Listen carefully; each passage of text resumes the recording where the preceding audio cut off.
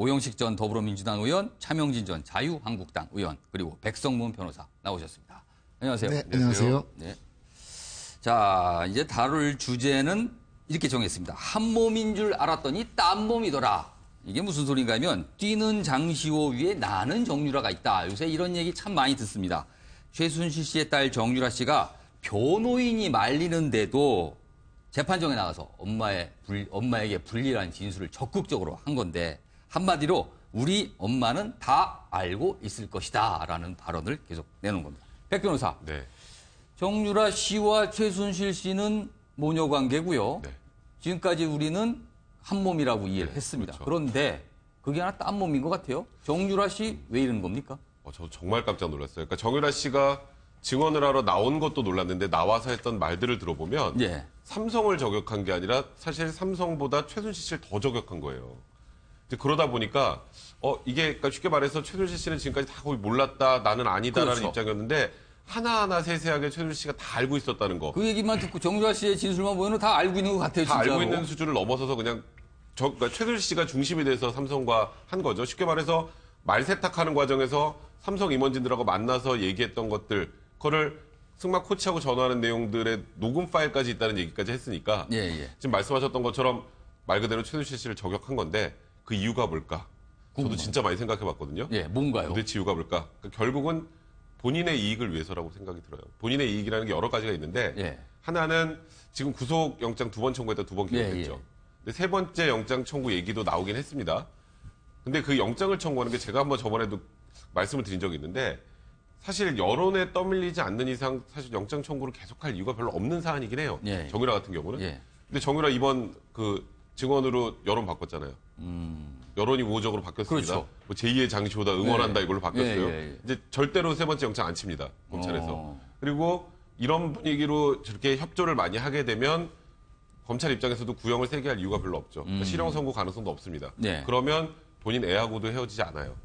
이제 그래서 본인의 이익과 본인의 애와의 관계를 고려해서 엄마를 버렸다 이렇게 볼 수밖에 지금 없는 것 같습니다. 그러니까 추정컨대 본인이 특정 엄마의 딸이지만 본인도 엄마거든요. 그렇죠. 자식을 보호하고 자기도 살아야 되고 뭐 이런 게 아닐까? 엄마보단 자식을 살린다. 이쪽인 것 그런데 이 최순실 씨의 변호인, 사실 뭐 최순실 씨의 변호인과 정유라 씨의 변호인은 같은 네. 변호인인데 이 변호인은 특검이 회유를 했다 뭐 이렇게 주장을 하면서 특히 뭐 새벽에 특검 측과 정유라 씨가 만나서 그리고 뭐 호텔에 머물다가 그리고 재판이 나타났다 뭐 이런 얘기를 하고 있는데 저희가 영상으로 이 변호인의 주장을 좀 들어봤습니다. 영상부터 보시겠습니다.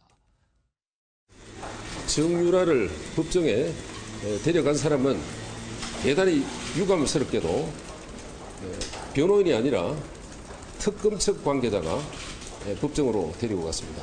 그 사이에 정유라의 변호인들은 정유라로부터 아무런 연락도 받지 못했습니다. 그래서 새벽 2시쯤 특검이 기습적으로 정유라를 증인으로 신청했습니다. 최서원이 증인으로 이미 채택되어 있는 상태에서 기습적으로 딸을 증인으로 세웠느냐에 대해서 논의를 했습니다. 논의한 결과 특검 측의 의도가 매우 바람직하지 않다라는 그런 판단을 했습니다. 그래서 자, 지금 이경재 변호사는 지금 정유라 씨의 이렇게 여러 가지 진술을 할 수 있는 상황이 된 거에 대해서 특검 측이 회유를 한 거고 바람직하지 않다. 굉장히 불만을 표시했는데 좀 이해되는 면이 있으신가요? 차명진 전 의원께서는? 글쎄, 제가 볼 땐 이런 것 같아요. 이 정유라 씨가 아마 이 여러 가지 주변 환경이 제한된 상황에서 특검에 의해서 회유당해서 억지로 증언했을까? 예. 그건 아닌 것 같아요. 지금 얘기했듯이 정유라 씨가 나름대로 자기가 판단을 해서 자신의 일신의 안녕과 자기 자식의 어떤 보존을 위해서 그런 증언을 했을 것 같은데 우리 그 일반 사회인들 특히 이 언론에서 이 정유라 씨 증언에 대해서 관심을 갖는 이유는 정유라 씨 증언이 저게 맞나? 적실성이 있나? 내지는 정유라 씨는 왜 그랬을까? 이거보다는요. 저게 지금 윤리상으로 맞나? 이게 제가 볼 때는 모녀 관계에서 그렇죠. 그게 관심 있는 거예요. 그래서 정말로 예컨대 이제 이렇게 비유를 들 수 있는데 토끼를 잡아먹으려는 참 살모사를 그 자식이 잡아먹었다. 그 자식은 그러면 정의에 입각한 행동을 한 건가? 마이클 셀던한테 물어봐야 돼요, 이거. 굉장히 복잡한 거 그렇죠? 지금 예시를 그런데 들었어요. 실제 제가 볼 때는 많은 분들이 저 같은 고민을 하고 있어요, 지금. 정유라의 증언이 정말 사회적 정의를 실현을 위해서 유효한 건가? 그렇다고 하더라도 부모를 저렇게 배신할 수 있을까? 사실 법상으로 보면은 부모가 불리할 수 있는 진술을 자식이 거부해도 처벌하거나 이런 거는 그렇죠, 못하게 돼 있죠. 없죠. 봐주게 돼 있죠, 법으로도. 그렇죠. 증거인멸죄에서도 그 어머니의 그 죄와 관련된 증거를 딸이 인멸하면 처벌 안 받습니다. 그런데 했다. 그러니까 아까 말한 대로 이게 윤리의 문제다. 그 일종의 플리바게닝 냄새가 짙은데 장시호 씨 경우도 그렇고 장시호 씨도 특검이 그 실제 기소를 안 했잖아요, 나중에. 그래서 이게 풀려나왔잖아요. 근데 이제 정유라도 자기 자식을 위해서 그랬다고 우리가 이해할 수는 있는데, 그러나 이제 이렇게 일반적으로 사회를 사는 사람의 입장에서 봤을 때 굳이 저럴 필요가 있었을까? 그러니까 제가 이제 한쪽 입장을 좀 이렇게 취하는 것 같긴 해요. 제 얘기가 이제 결론은. 그런데 아마 저 또래나 저보다 위 연배에 있는 분들은 아마 저 같은 생각 많이 할 겁니다. 알겠습니다. 네, 제가 요거 하나 수정을 해야 될 것 같아요. 장시호 씨가 기소가 안 된 건 아니고요. 기소가 됐는데 구속기간이 불구속. 만료돼서 그렇죠, 만료돼서 그렇죠. 이제 나오게 된 건데 기간이 만료가 보통은 거기서 이제 추가 기소하면서 구속영장을 또 청구하는데 그걸 안 한 거죠. 그러니까 기존에 기소는 돼 있는 네, 상태고 그렇죠. 재판은 진행 중입니다. 알겠습니다. 그건 정정하겠습니다. 자, 오영식 전 의원님. 어떻게 보면 최순실 씨는 딸한테 당한 셈이 돼버렸어요. 그렇다 보니까 네. 지금 흘러나오는 얘기가 아까 말한 대로 이 변호인 측에서는 살모사 같다 뭐 이런 얘기도 하고요. 좀 굉장히 극한 표현이긴 한데, 그리고 최순실 씨는 딸에 대해서 이해가 안 간다, 기가 차다, 인연을 끊어버리겠다 뭐 이런 얘기까지 했다는 게 흘러나오는 말입니다. 뭐 이게 사실이라면 두 모녀의 관계는 이 재판을 기점으로 이제 거의 돌이킬 수 없는 강을 건너버린 건가요?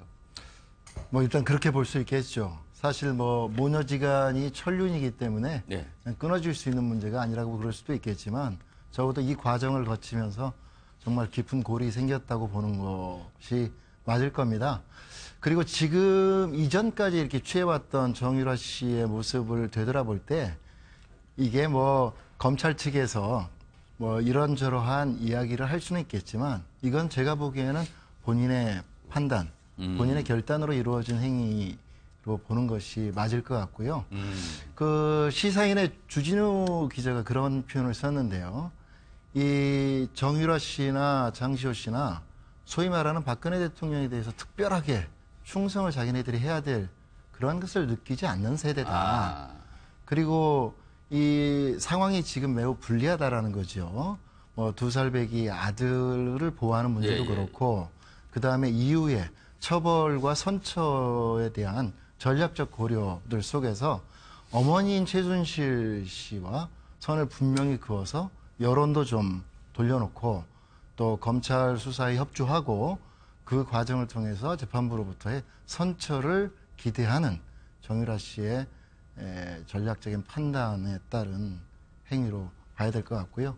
결국은 어머니와의 관계는 상당히 돌이키기가 쉽지 않은 깊은 골이 만들어진 그런 씁쓸한 모습입니다. 저는 이게 잠깐만 제가 얘기하면 그 최순실 씨 등의 부모의 교육 탓이라고 봐요. 왜냐하면 이 집에 원래 그 전통이 94년에 최태민 씨가 죽었을 때 최순실 씨가 이것을 6개월 동안 사회에 알리지 않아요. 그렇죠. 아주 그것도 이상한 일이 그러면서 자기가 자기 아버지 재산을 상당히 그 어떤 그 여러 가지 이미 다 거둬들인 다음에 사회에 알립니다. 반환을 하라 어쩌라 이러는데 그냥 안 됐다는 얘기도 나오고요. 그리고 아마 그러한 가풍 탓인지 정유라 씨가 자기 아버지 생부를 생물학적 부친이라고 했잖아요. 그래서 저걸 보면서 제가 이게 아이들한테 부모가 모범을 보이는 게 상당히 중요하겠다. 그런 생각도 한번 듣고 보니 했습니다. 굉장히 의미심장한 지금 지적을 해주신 것 같아요. 자, 그건 그렇고 조카인 장시호 씨, 이분도 관심, 사실은 정유라의 길을 먼저 간 게 장시호 씨거든요. 근데 장시호 씨가 최순실을 버리고 재산을 선택했다는 가설도 나오고 있는 상황인데, 이와 관련된 영상 저희가 준비했는데 먼저 보겠습니다. 장시호 씨는 최순실의 어떤 심부름 역할을 도맡아 했거든요. 그래서 차명 재산을 관리했던 최순실 입장에서는 최순실 재산을 가장 많이 알고 있는 사람이 장시호예요. 그래서 만약에 최순실 씨가 감옥을 10년, 20년 오랫동안 있다고 했을 때 장시호 측에서는 이 재산을 자기가 어떻게 취할 수 있는 그런 여지가 많지 않겠습니까? 그래서 네. 일종의 재산 투쟁의 관점에서 좀 보고요. 두 사람이 재산 다툼을 벌일 그렇죠. 가능성이 있다는 거죠. 그래서 이모인 최순실을 짓밟아서 자기가 마치 진실을 이야기하는 자기는 것처럼. 받고 나왔고 최순실 씨는 못 나오고 있고. 그렇죠. 그래서 국민들에게는 그게 이제 특검 도우미로 평가되고. 자, 지금 저희가 들어봤는데 안민석 의원의 가설입니다. 네. 백 변호사.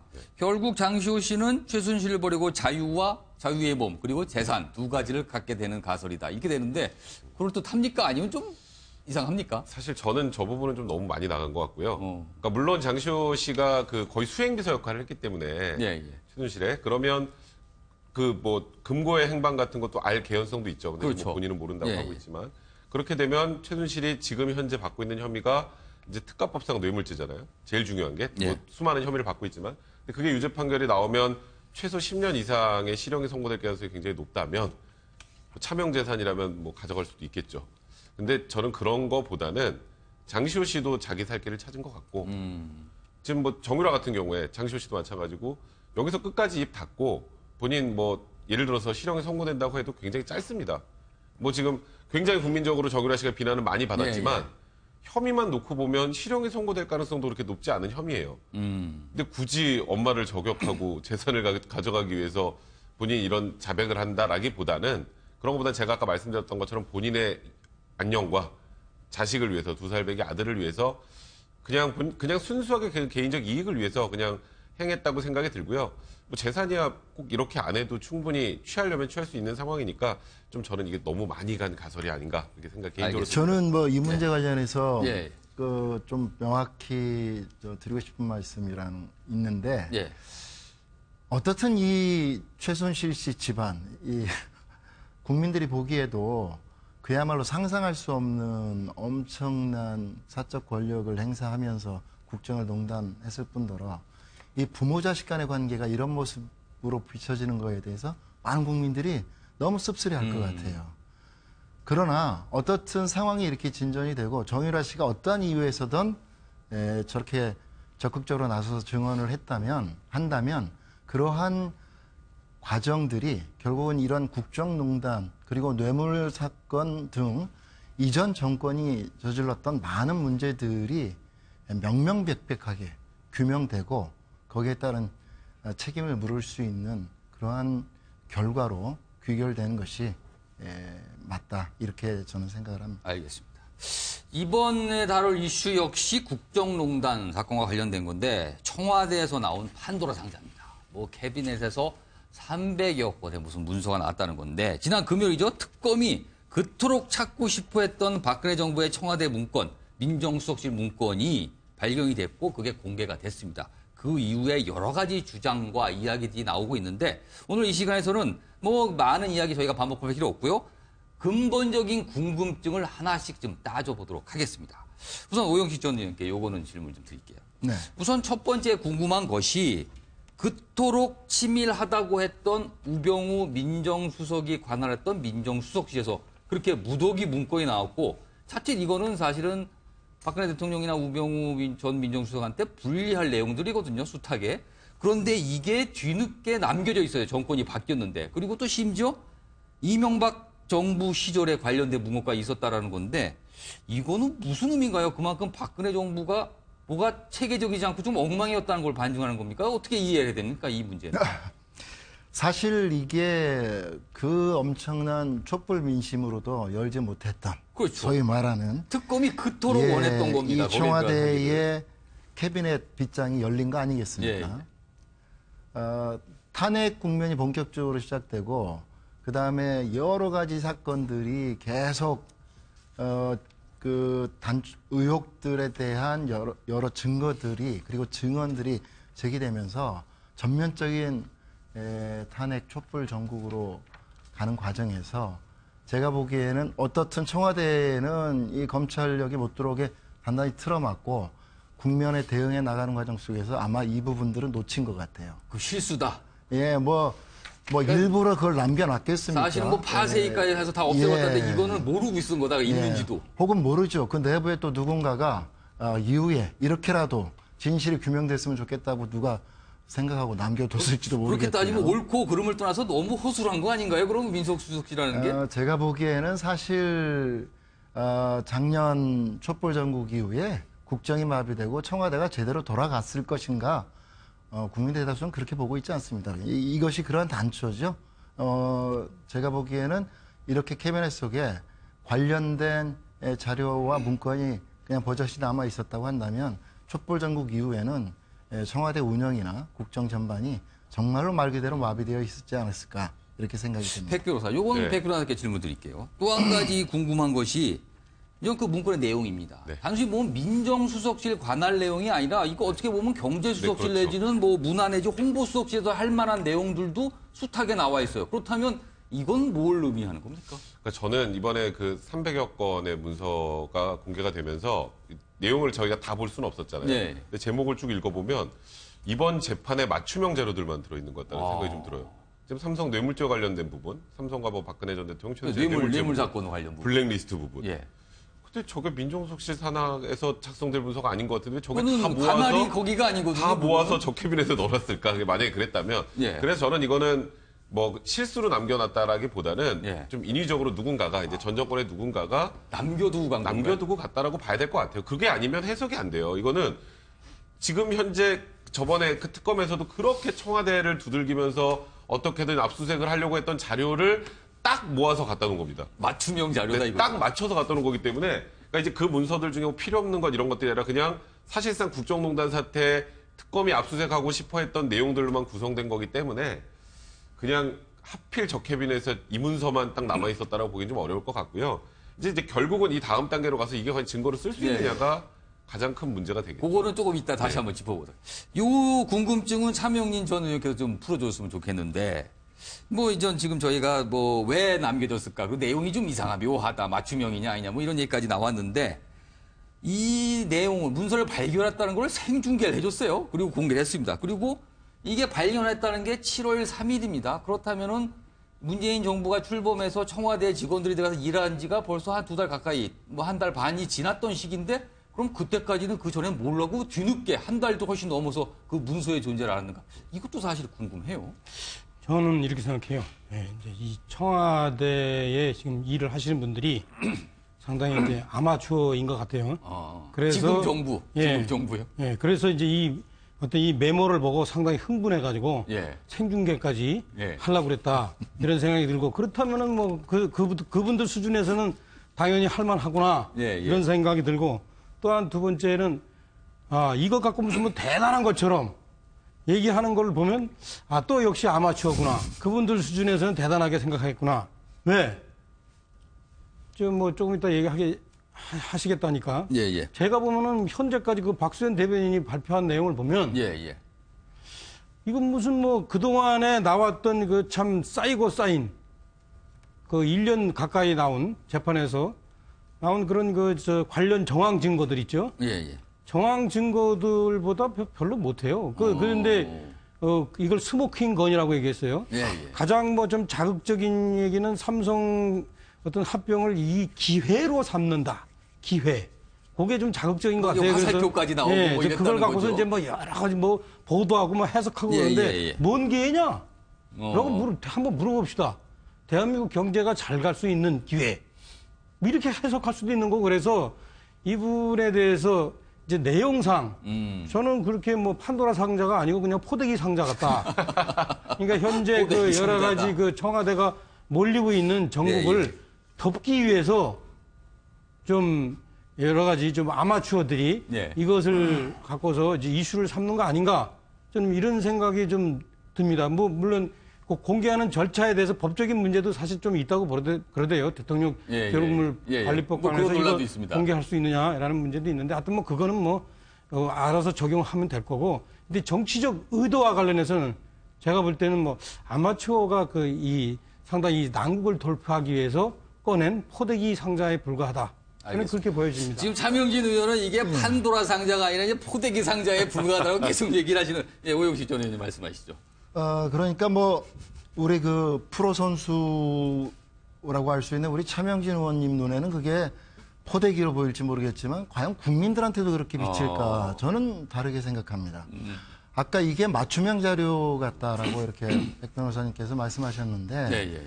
저는 이렇게 자료가 재배치하는 과정에서 캐비넷 속에서 발견이 됐는데 그게 맞춤형 같이 이렇게 됐다? 저는 이것은 단적으로 이전 정권에서 역시 권력의 핵심으로서 이 국정농단의 배후에서 중추적인 역할을 했던 사람은 여전히 전 민정수석 우병우구나 라고 하는 것을 저는 이건 단적으로 보여주는 것 중에 하나다. 이렇게 좀 말씀드리고 싶고요. 그리고 이 내용 뭐 공개 과정이나 이것이 얼마나 뭐 증거 능력이 있느냐 이건 뭐 이후에 또 이야기 해볼 수도 있겠고 최종적으로야 재판부 법원이 판단할 문제일 수 있습니다. 그러나 중요한 것은 여기에 적혀 있는 내용들 또 문학의 블랙리스트까지 포함을 해서 이 전반이 국정농단 소위 말하는 국정농단 이 사건에 매우 관련된 중심적인 내용들에 관련된 회의 자료거나 문건이거나 자필 메모라고 하는 점입니다. 그 부분들이 보여주는 것은 이것이 이후에 특검이 지금 검토를 통해서 진실규명에 얼만큼 그것이 활용될 수 있을지 또 더 나아가서 그 우병우 전 민정수석에 대한 추가 수사에 확실한 단초가 될지는 좀 더 지켜볼 문제라고 봅니다. 요거를 한번 정리해 보죠. 지금 이게 남은 궁금증을 하나씩 짚어보고 있는데 이제 마지막 궁금증이 과연 이 문건이 증거 능력이 될 것인가?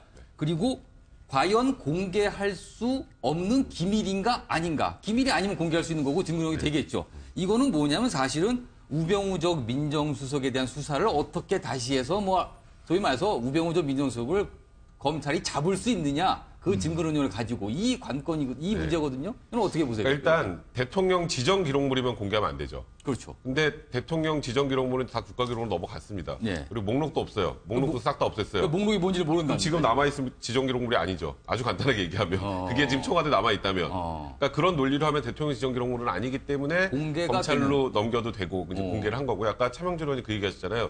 포대기 상자라고 하셨는데 박수현 대변인이 저 문건을 다 읽어준 게 아니고요. 제목만 읽어준 거예요.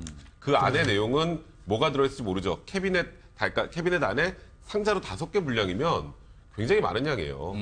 그리고 거기에 나와 있는 그 제목들만 쭉 봐도 이번 국정농단 재판과 관련된 부분, 또 우병우석 관련된 부분들이 많기 때문에 이거는 판도라 상자라고 보는 게 맞는 것 같고, 그다음에 이제 두 번째는 이제 검찰로 넘어갔잖아요. 검찰로 넘어가서 이게 정말 직접적인 증거가 될지 그냥 간접적인 정황 증거에 그칠지가 문제가 되는데요. 일단 첫 번째로 이게 위조된 거나 혹시 변조된 건지 확인해야 됩니다. 이제 위조 변조 여부를 확인하고 그게 아니네 그러면 누가 작성했어? 그렇죠. 업무 분자하게 돼 있으니까 그때 관련된 사람도 불러서 그러니까 작성한 사람이 특정이 돼야 증거가 되겠죠. 작성한 사람이 특정이 돼야죠. 특정이 되고 근데 그거는 그렇게 어렵진 않을 거예요. 지금 내용이 뭐 이게 다 민정수석실에서 했는지 아니면 이렇게 다 있는 걸 모아서 여기다 갖다 놨는지 모르겠습니다만 그럼 그렇게 작성자를 추적을 하고 그 과정은 어렵지 않을 거라고 생각을 하거든요.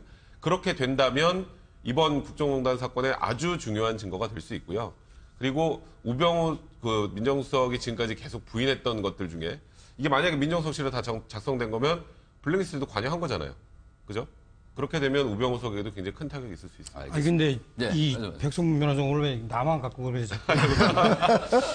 그러니까 아까도 이 어떤 뭐랄까 설명의 기회를 드리겠습니다. 아까도 그랬죠. 이 검찰은 기소했는데 특검은 기소 안 했어요. 그래서 그 이번에도 마찬가지예요. 이게 자 보세요. 박수현 대변인이 그러면은 중요한 거 빼고 우리가 상식적으로 봤을 때 아주 그냥 지연 말단적인 것만 이렇게 공개했겠어요? 자기 나름대로는 그래도 그래도 이렇게 사람들한테 한번 보여서 뭔가 이게 어필이 된다 생각하는 그러니까 선택을 것을 좀 했다 이거죠, 그러면. 그거 했겠죠. 그래서 물론 이제 나머지 없는 것을 갖고 그게 아마 진짜 판도라 상자일 것 같다. 이렇게 얘기하면 할 말은 없어요. 다들 안 봤기 때문에. 하지만 저는 맥락을 봤을 때 이분이 공개한 내용을 봤을 때 글쎄 그다지 뭐 큰 게 없는 것 같다. 이렇게 볼 수 있는 거고요. 더더군다나 우리 이거를 대통령 기록물 그냥 기록물 공개할 수 있는 기록물로 지정한 거예요. 대통령 지정 기록물이 아니라 대통령 지정 기록물은 뭐 국가보안이나 특별한 어떤 사생활에 관한 문제가 있는 경우 그런 경우는 대통령 지정 기록물로 한단 말이에요. 그 정도로 중요한 내용이 아니라는 것을 이미 또 이렇게 우리가 맥락에서 볼 수 있는 거예요. 그러니까 그걸 갖고 뭐 마치 대단한 게 있는 것 같이 안 봤으니까 너도 모르니까 나도 그냥 이렇게 얘기할 수 있다. 이렇게 얘기하는 건 저는 그 점에서 좀 생각이 다른데. 발언 기회 우리 차명진 의원님이 생각하시는 것보다 훨씬 아마추어가 아니라 프로지요. 예, 박수현 대변인께서. 이게 보면 이게 대통령 지정 기록물이 아니라는 거죠. 일단. 그러니까 이게 7월 3일 날 이 관련 자료들이 발견되고 나서 열 하루로 지난 뒤에 이제 공개를 하지 않습니까? 그 과정에서 청와대 내부적으로 법리적인 검토들을 거쳤어요. 거쳤고 대통령 지정 기록물이 아니기 때문에 공개가 가능하기도 하지만 그 중에서도 자필 메모 형식으로 적혀 있는 내용들을 중심으로 내용에 대해서 일부 확인을 해준 거고 나머지는 문건들 제목들만 확인해 준 겁니다. 그렇기 때문에 공개 과정은 청와대로서는 매우 신중하게 관련법에 대한 검토까지 거쳐서 했으나 이 내용이 가지고 있는 중대성이나 파급력 등을 고려해서 가능한 범위 내에서 공개하고 나머지는 특검에 넘겼다라고 보시는 게 맞고요. 또 이 내용이 이후에 증거 자료가 되느냐 안 되느냐는 금방 말씀하신 것처럼 작성자가 또 특정도 돼야 되고 또 이것이 간접 증거나 정황 증거로 될지 실적으로 기록을 채택될지는 법리적으로 검토해서 알겠습니다. 최종적으로는 재판부가 판단할 문제라고 생각합니다. 요거는 계속 뭐 아무튼 지켜봐야 될 문제 같고요. 요 정도로 마무리하고 다음 이슈로 넘어가겠습니다. 이번에는 뭐 정치인 2명에 관한 얘기인데 저희가 제목을 안철수의 살길, 홍준표의 야심 이렇게 적어봤는데 먼저 안철수 전 국민의당 대표 얘기부터 해보죠. 제보 조작 사건 이후 16일 만에 지난주입니다. 모습을 드러내서 여러 가지 얘기를 했는데 그때 당시 목소리 저희가 영상으로 준비했습니다. 들어보겠습니다. 처음 소식을 들었을 때 저로서도 충격적인 일이었습니다. 국민의당 대선 후보로서 책임을 통감합니다. 이번 사건에 대한 정치적, 도의적 책임은 전적으로 후보였던 제게 있습니다. 모든 짐은 제가 짊어지고 가겠습니다. 원점에서 제 정치 인생을 돌아보며 자숙과 성찰의 시간을 갖겠습니다. 자, 지금 발언을 좀 정리해보면 책임을 통감한다라고 아주 크게 일단 얘기했어요. 그런데 그럼 무엇을 할 것이냐? 자숙과 성찰을 하겠다. 요게 조금 뭐가 앞뒤가 안 맞는 것 같기도 하고 뭐가 확 작아진 느낌이 있는데 자, 여기 두 분 정치 선배 계십니다. 지금 안철수 전 의원에 비하면 여기 오영식 전 의원이나 차명기 전 의원은 정치 선배거든요. 정치 선배가 보시기에 앞으로 안철수 전 대표는 어떤 행보를 해야 된다고 보십니까? 먼저 오영식 전 의원께서 조언을 좀 해주시죠. 뭐 대부분 국민들도 그렇게 느끼겠지만 사과가 너무 늦은 거 아니냐라고 하는 게 중론이고 또 하나는 예상했던 이제 사과의 내용이에요. 그러니까 나도 충격을 받았다. 죄송하다. 앞으로 잘 반성하고 성찰하겠다. 그런데 중요한 건 국민들이 보기에는 과연 저러한 안철수 전 대표의 사과에 대해서 그 진정성을 국민들이 좀 받아들일 수 있을까? 저는 거기에 대해서 좀 회의적이고요. 그리고 중요한 것은 그 모든 책임을 본인이 짊어지고 책임지겠다라고 하는데 안철수 전 대표가 지금 책임질 게 없어요. 예, 지금 안철수 전 대표의 정책 지위가 내려놓겠다는데 내려놓을 것도 없고. 내려놓을 뭐 자리가 없는 거죠, 지금. 굳이 정치인으로서 본다 그러면 또 안철수 전 대표가 갖고 있는 무게로 본다면 소위 말하는 정계은퇴와 같은 특단의 본인이 결단을 하는 것인데 또 그러한 일련의 과정, 이후 정책 행보와 관련해서는 그 특유의 안개 화법으로 뭐 결정된 게 없다. 앞으로 반성과 자숙의 시간을 갖겠다. 이러다 보니까 이 안철수 전 대표의 대국민 사과라고 하는 것이 알맹이도 없고 국민들에게 어떤 감동으로서 다가가는 면이 없어서 과연 이것이 국면을 실적으로 전환하고 안철수 전 대표의 또 다른 정치적 행보에 의미 있는 시발점이 될 수 있을 것인가에 대해서는 저는 매우 회의적으로 생각합니다. 지금 뭐 잠깐 은퇴 뭐 가능성 뭐 이런 것도 은퇴도 없다라고 얘기하셨는데 또 어떤 분들은 정치적으로 그러더라고요. 은퇴는 복귀를 위한 준비 과정일 뿐이다. 뭐 이렇게 또 말씀하신 분이 있어서 은퇴도 하나만 하다. 뭐 이런데 자, 차명기 전 의원께서는 안철수 전 대표에게 어떤 조언을 해 주실까요? 지금 잘하고 있습니다. 100점입니다. 아, 잘하고 있어요? 네, 그동안 제가 보기에는 안철수 대표가 어떤 정치적 그 사안에 대해서 어떨 때는 너무 늦게, 어떨 때는 너무 과하게 이게 대응을 했어요. 지난번에 그 이 홍보비 리베이트 건 관련해서도 제가 볼 때는 너무 빨리 대표직을 던졌다. 저는 그렇게 봅니다. 그래서 오히려 그게 저는 책임지는 자세가 아니었다라고 보여지는데 그리고 그 후과가 상당히 그 다음에 대선 이후에 저는 많이 영향을 미쳤다고 보여지는데요. 이번에 같은 경우에는 저는 안철수 대표가 아주 적절하게 대응했다. 첫째, 이 상황 그 이유미 씨 그 증거 조작과 관련해서 사실은 이게 무슨 뭐 안철수 대표가 정확하게 이것을 뭐 사전에 판을 만들어 주거나 아니면 지시하거나 아니면 알면서도 모르는 척 묵과하거나 이런 식으로 가지 않았단 말이에요. 분명히 딱 본인이 신생 정당의 한계였다. 신생 정당의 한계인 거를 그대로 얘기를 해야지. 오죽하면은 20년 검사 생활한 이용주 의원이나 조금 아까 나왔던 그 누구죠? 김인원 전 부단장이. 네, 부단장. 이분도 20년 검사 생활 분 아닙니까? 그런 분들 다 조차 이거를 사실인 줄 알고 받아들이는 반에 그걸 갖고서 안철수 대표 보고 어떡하란 말입니까? 그러니까 이거는 검사 생활 오래 해봤어도 결국에는 안 보이는 이 정치판의 독특한 그런 논리 이런 것을 겪지 못한 그야말로 참 신생 정당의 한계다라고 있는 그대로 얘기한 점에서 잘 얘기한 거고 그다음에 앞으로 자신의 행보와 관련해서 저 은퇴하겠습니다. 이거는 필요 없는 얘기고 지금 앵커 얘기했듯이 그거는 다음에 복귀하겠다는 얘기고요. 오히려 그럼 현재 그러면 이거 내가 앞장서서 수습하겠습니다. 이것도 사실은 현재 그 문재인 대통령의 그 지지율이 87%가 되는 판에서 그 모든 분들이 사실은 안철수 대표가 뭐 이렇게 했건 저렇게 했건 너 잘못했다라고 하는 판에서 굳이 앞으로 나서는 것도 또 문재인 판에 사실 손아귀식 해법입니다. 이게 사실은 잠수 타는 거 이런 것은 상당히 제가 볼 때는 때를 기다리겠다. 두 분이 조언을 아주 상반된 조언을 했어요. 그래서 안철수 전 대표 굉장히 헷갈리고 혼동되겠습니다. 어떤 선택할지 모르겠는데 한번 지켜보도록 하고요.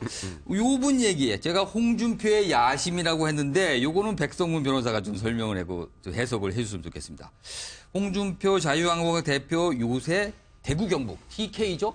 TK에 아주 관심이 많은 것 같습니다. 이 원래 거기는 친박의 텃밭으로 통하는 거인데 그쪽에 뭐 당협위원장 자리가 비지 않았느냐. 그리고 TK에서 내 마지막 정치 인생을 좀 뭐 한번 걸어보고 싶다. 뭐 이런 걸 언뜻 비춰요. 그래서 TK에 공을 들인 듯한데 원래 이분은 PK가 기반 아닙니까? PK가 기반이죠. 그럼 이건 어떻게 해석을 해야 됩니까? 그러니까 일단 당내 세력 다툼에서 이제 친박과의 일전을 불사하겠다라는 그런 분위기가 또 하나 있는 것 같고요. 두 번째는 이번에 유석춘 교수가 이제 혁신위원장이 됐잖아요. 굉장히 이제 당이 좀 완벽하게 우클릭을 하는 그런 모습을 보여주고 있는데 보수의 심장이라고 할 수 있는 곳이 어쨌건 TK죠. 그러니까 그곳에서라도 내년 이제 지방선거에서도 어떻게든 뭔가 가져오기 위해서는 그쪽을 통해서 일단 지지층을 최대한 결집시키고 그 결집된 지지층을 가지고 나중에 이제 중원까지 확장하려는 그런 계획을 가지고 일단은 오른쪽에 핵심 지지층을 끝까지 묶자. 그럼 일단 이념적으로 굉장히 우익화돼 있고 그리고 지역으로는 TK 이렇게 두 개를 딱 타겟으로 해서 일단 지금 쑥으러가는 보수를 어떻게든 기사회생시키겠다라는 생각으로 중심을 TK로 잡은 게 아닌가 좀 개인적으로 생각합니다. 그러니까 없는 살림에 있는 거 박박 긁어서 그거라도 꽉 쥐고 그다음에 확장은 그 다음 문제. 이걸 못하면 아예 확장을 못하니까 우리는 일단 여기라도 확실히 잡고 가겠다. 뭐 그런 그러면 이 질문은 자유한국당 소속이신 차명진 전 의원께 질문을 좀 드릴게요. 아까 제가 여기서 말씀을 드렸지만 여기는 친박의 텃밭이었어요. 물론 지금 친박이 뭐 Y가 됐느냐 어떠니 이런 얘기 있지만 아직까지 엄연히 친박의 텃밭입니다. 그러나 홍준표 대표는 친박이 아니었거든요. 자, 그러면 일전이 불사할 텐데 일전이 필요해 보이는데 과연 이 주도권 경쟁에서 홍준표 대표의 승산, 친박과의 주도권 전쟁, 당내에서 어떻게 있다고 보십니까? 홍준표 대표가 지금 이기고 있잖아요. 이기고 있는 겁니까? 네. 그래서 이 부분에 대해서 이제 중요한 거는 제일 정치인으로서 그 가장 중요한 변수로 둬야 될 게 자기 당을 지지하는 사람들의 생각입니다. 그래서 자기의 당을 지지하는 사람들의 생각이 어떻게 변하고 있는가 이것을 봐야 되는데 현재 이제 과거에 지금 기억하시겠지만 이정현 대표가 당대표로 당선될 때만 해도 사실은 우리 당원들의 그 대부분의 생각이 사실은 무조건적으로 박근혜 대통령을 지원하고 미는 그런 시기였습니다. 그런데 지금 탄핵 이후에 조금씩 바뀌고 있어요. 박근혜 전 대통령을 완전히 버리는 건 아니지만 그 시대가 거했구나. 따라서 새로운 지도자들이 필요하고 새로운 어떤 그 노선이 필요하구나. 이런 것들을 지금 모색하는 시기입니다. 그것은 이번에 홍준표 대표가 당선된 걸로도 알 수 있어요. 그렇지 않았다면 원유철 대표가 당선됐겠죠. 사실 원박이라고 하는.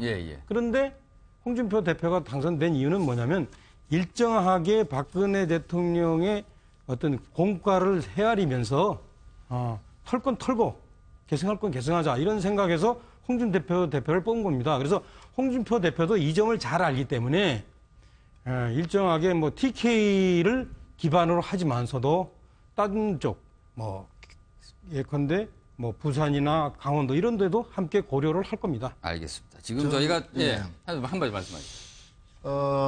크게 봐서 이렇습니다.